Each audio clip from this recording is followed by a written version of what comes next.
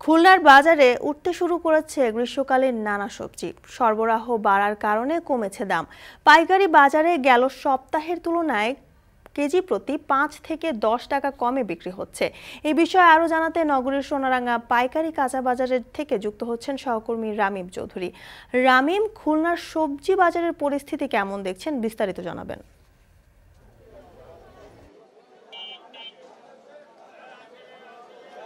যদিকা আসলে খুলনাতে কিন্তু সবজির যে বাজার সেটি কিন্তু বেশ ওঠানামা করে থাকে সরবরাহের কারণে, এবং সরবরাহ যখন ভালো থাকে তখন কিন্তু যে দাম, সেই দামেরও কিন্তু অনেকটাই কমে আসে। গত সপ্তাহে আমরা দেখেছি সরবরাহ অনেকটা কম ছিল, যার ফলে কিন্তু দাম অনেকটা বেশি ছিল। তবে আজকে সরবরাহ বাড়ার কারণে দাম কিন্তু কিছুটা কমেছে।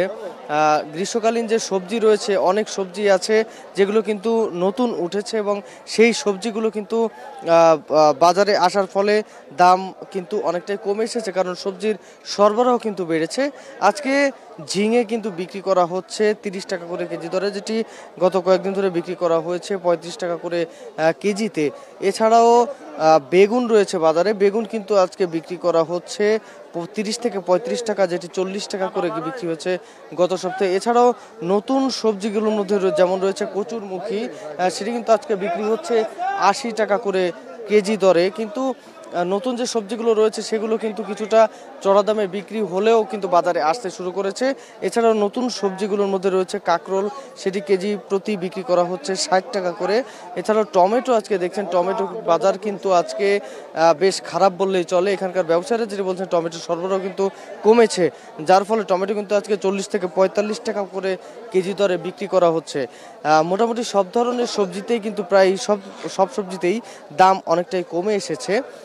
এখানে আমরা ব্যবসায়ীদের সাথে কথা বলেছি, তারা যেটি বলছেন যে প্রচণ্ড গরমের সময়টাতে যখন সবজির ক্ষেতগুলো ক্ষতিগ্রস্ত হয়েছে তখন কিন্তু সবজির দাম অনেকটাই বেড়েছিল।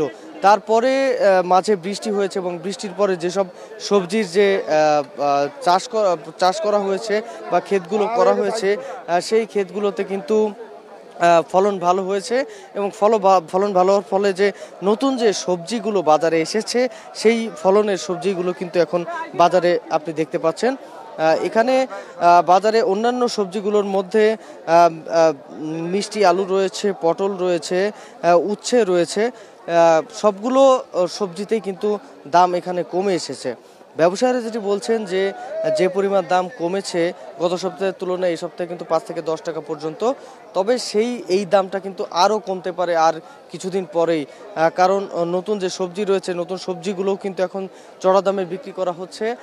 নতুন সবজির সরবরাহ যখন একেবারেই স্বাভাবিক হয়ে যাবে তখন কিন্তু এই যে সবজির দাম, সেই দাম কিন্তু অনেকটাই কমে আসবে। সবজির পাশাপাশি যে শাকগুলো রয়েছে, সেই শাকগুলোর যে ফলন সেগুলোও কিন্তু ভালো হয়েছে, এবং ভালো হওয়ার ফলে যে দাম, সে দামও কিন্তু কমে এসেছে।